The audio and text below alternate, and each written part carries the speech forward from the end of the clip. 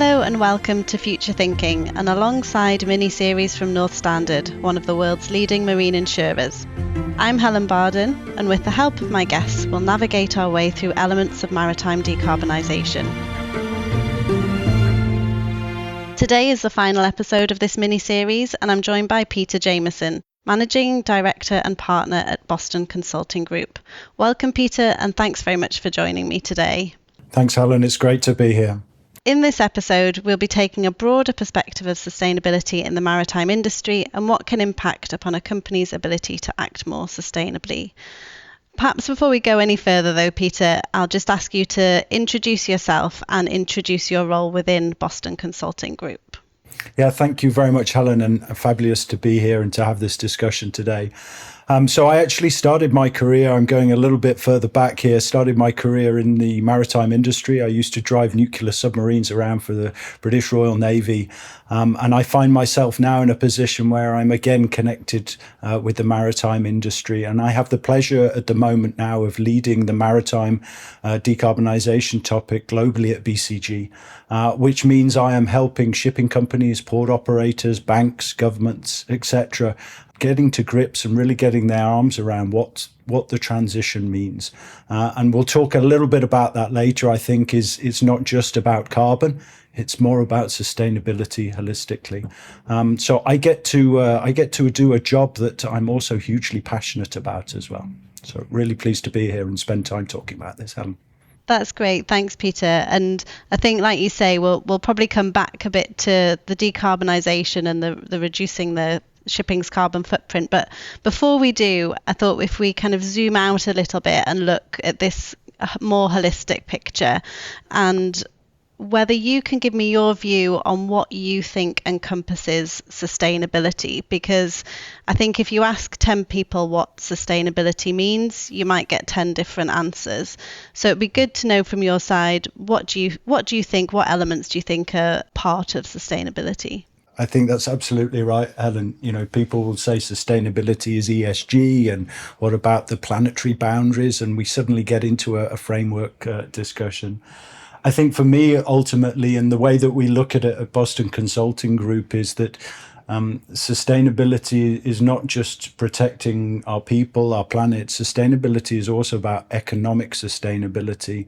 And actually, you need to have the two going hand in hand, because you can't develop an economy without the support of a sustainable environment as well. So I think that's very much the holistic view that we take on this. And if we put this then into the context of shipping, it's not just about carbon footprint. It's not just about biodiversity. It's not just about protecting the ecosystem. It's also about the people as well. The people need to be part of any sustainable journey. And at the same time, we need to make sure that the economics of the industry work as well.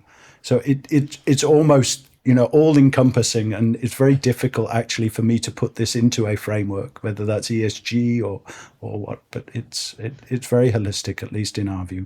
Yeah, I think you're right. I think when you're looking at sustainability, because a lot of people do equate sustainability with a cost coming with it, it's necessary to kind of go back a step and think, well, no, because to be sustainable, you also have to have the economics right as well. So I think that's a really good point. Generally speaking, how sustainable do you think the actors are within the shipping industry? We obviously have, in terms of decarbonisation, we've got the International Maritime Organization's greenhouse gas strategy, and there are obviously targets in that regard, and we're waiting on certain regulations to help us get to that point. But generally speaking, I suppose there's elements of voluntary sustainable practices within companies, as well as the more mandated elements of sustainability. So how sustainable do you think the industry is? Before I answer that, I want to take one step back, and that is to say, let's not forget that shipping as an industry is one of the most sustainable ways of transporting goods around the world. So yeah. I think that's a pretty good starting point for an industry. However, we shouldn't sit on that and not do anything and not move forward on it. I think we see three groups within the maritime industry. We see those that I describe as front runners. These are those that are willing to take a risk, are wanting to shape the industry, are really wanting to make a difference holistically across the sustainability topic. Then we have those in the middle, which I would say are looking at this from an economical perspective. So what is it that I can do now without taking risks, but still do something? So doing stuff. They're, of course, abiding by regulation, but they're doing a little bit more. And then we have the last group. And this last group are the compliance bucket. They're the people that are doing the bare minimum. What I've seen, having worked in this topic for the last 5 years, is a big proportion are now moving from the compliance into the we're doing something bucket. So I really see that group and that momentum changing.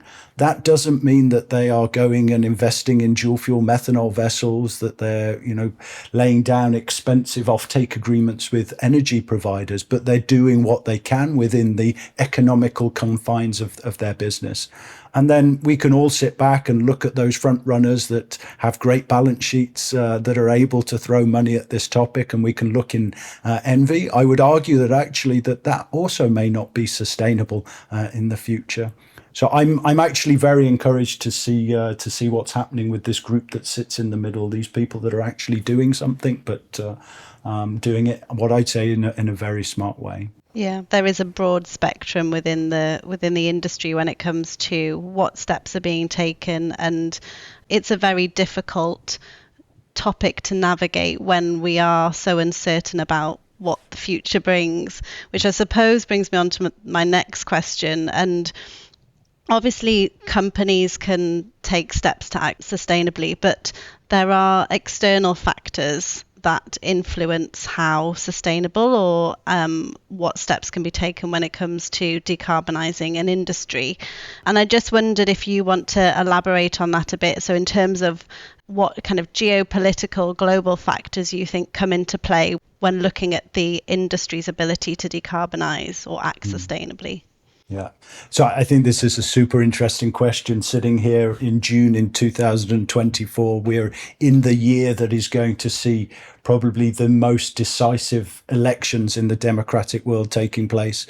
What we've seen happen in Europe in the last days, and I'll come back to that, what we're likely to see happening in North America towards the end of the year. We've just seen the Indian Prime Minister being re-elected. So there's a lot of movement on the geopolitical stage at the moment. But I want to take the European situation as a case in point to exemplify the impact that geopolitics can have.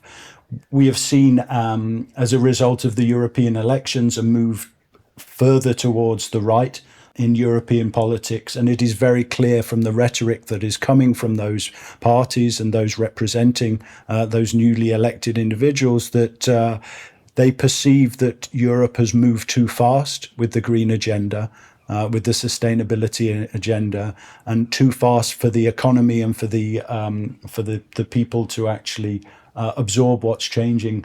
And there is a perception and a worry by those that are working in this space that we will see a loosening of or a slowing down of the momentum. Now, what does that mean? What does that geopolitics mean? It means that more uncertainty is being brought into this industry. If we are not sure that legislation is going to happen, if we're not sure that the IMO will come with some form of market-based measure, then it's very difficult as an investor to have trust in what the industry is doing.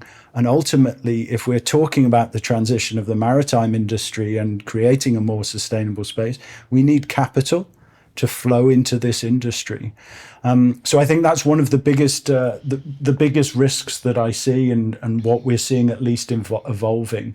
And of course, I'm taking a half glass empty view of this topic, but I think that's the reality that people and decision makers are put in. I think the other element of it is, if we look at the geopolitical makeup at the moment, we are seeing a move to a multipolar environment where we have the Europe and US pact strengthening potentially in the coming years, and the China-Russia pact starting to move stronger together. And what does that create? It creates difficulties in working together and coordinating across value chains, because the maritime industry is not just based in one part of the world. You need to work with actors across the world. And if you are getting an increasing geopolitical tension, then it becomes more difficult to work with these actors. A good case in point of this is the Clydebank Declaration, which has now transferred into the topic of green corridors. These green corridors that have been set up, some of them are with trading partners that are going to be in Asia, some with the US, some with Europe. And if geopolitics are in play and causing political tension around these initiatives, then these initiatives aren't going to move at the pace that we would like them to and that they need to. Yeah, in terms of the geopolitical landscape at the moment, there is a lot of uncertainty. And like you say, that is definitely not helping when already there is significant uncertainty in terms of what might be the future fuel or what ship owners should be doing. Then you've got this other layer of uncertainty as well.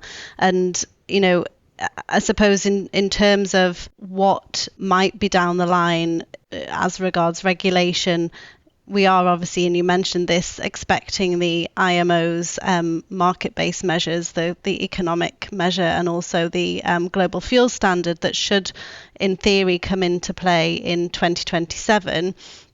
But I suppose it's how robust the measure actually is, and that's what we're not sure about, and that makes it difficult, because it's you almost can't really wait and see. You can't just wait until then to start taking steps. There does need to be some strategy in place, and it makes it very difficult for the industry. And you touched upon the fact that there is a concern now that with the Europe moving more towards the right, then that could influence the legislation that comes out from the European side.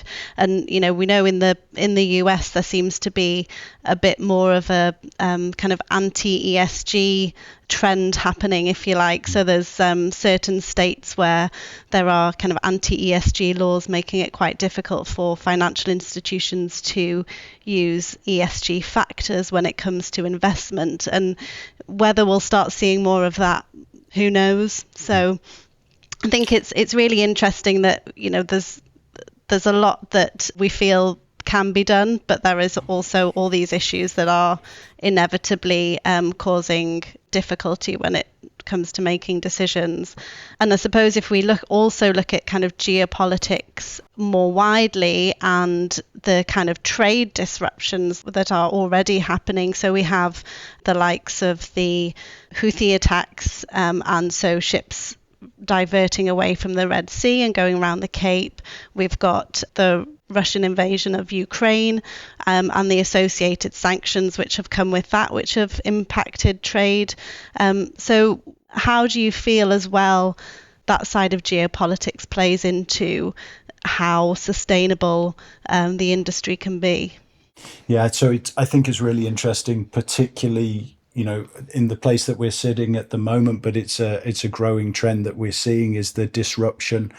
And perhaps the word is disruption because of the enormity of the impact that it's being had on people as well as on trade flows.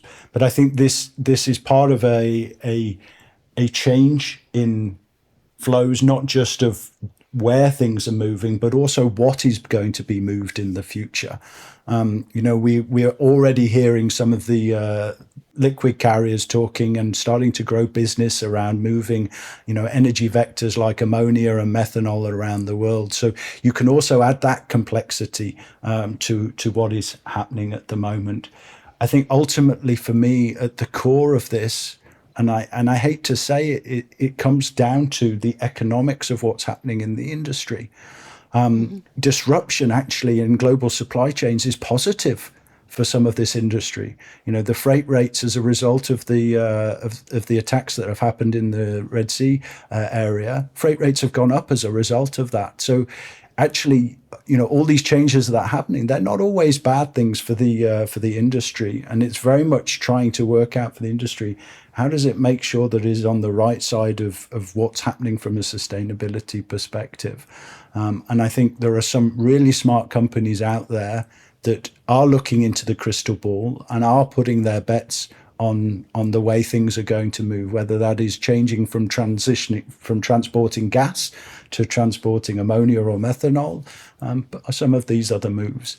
The other element that I wanted to also bring out is that I do believe that there's an opportunity as the industry transition to a more sustainable future is trying to find a way to distribute the economics of the industry more fairly across the globe.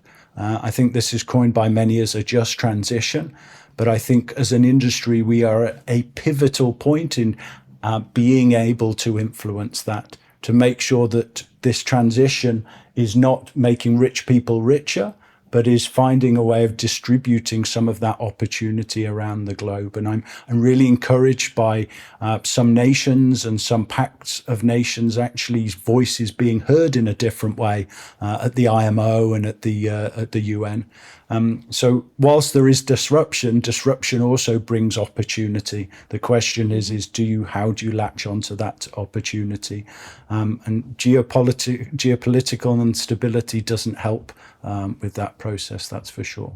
Yeah, there is this additional layer, as you mentioned, in terms of what will need to be transported around the world in the coming years, and actually what infrastructure is going to be in place for these future fuels, and where is that infrastructure going to be. And like you say, these are kind of policy decisions that will impact upon how just and equitable this energy transition ends up being. So that's I think it's a really really interesting point. And I suppose to finish on, I wonder if you have a kind of top tip when it comes to how a company can be more sustainable, or what you would say a company could implement in terms of a sustainable step. That's a really good question. And I'm not going to answer this with what's my top tip. I'm going to give you a couple of things because I think the opportunity is there. So I think 4 key things. So one, with sustainability, it is not about perfection. It's about getting started and getting moving. And many companies have been touching on this topic. It's not like the industry hasn't cared about ESG, about sustainability, but there is a real opportunity now to ride the wave of opportunity that is out there, the focus that's on this topic, the help that's out there, the networks that are out there. So get started, get moving. The other thing is just really about being smart about the transition. And I'm not advocating for people going out and, making big investment decisions. I'm talking about going out and really diversifying your portfolio of actions that you're taking, and look at it in a smart way. The third thing is, and I'm a huge fan of this, is around collaboration. And the transition that's going to happen in the industry is not going to be by one actor alone. It's going to be by a group of actors. So find your position in the value chain, find your position in your community that makes sense for your company as a owner operator potentially. And they're out there, there are the groups around the World Economic Forum. There's the Mercer McKinney Muller Center for Zero Carbon Shipping in Copenhagen. There's the GMCD out in Singapore. So they're there. Lean into these ecosystems and lean into the value chain. And then the other thing that I would say is that this topic relies upon leadership, and it is very incumbent. I would argue that this transition is led from the top, and that is not just at the CEO level. This is at the board level. And I think we have a huge opportunity in the industry to help our boards make more strategic and more sustainable decisions by helping them have the facts on the table. And that's my last drive, is let's help our boards make the right decisions, because they're the ones that set the direction for these organizations and help support those directions. So a little bit more than one tip, Helen, but a number of measures and things that I think companies could do.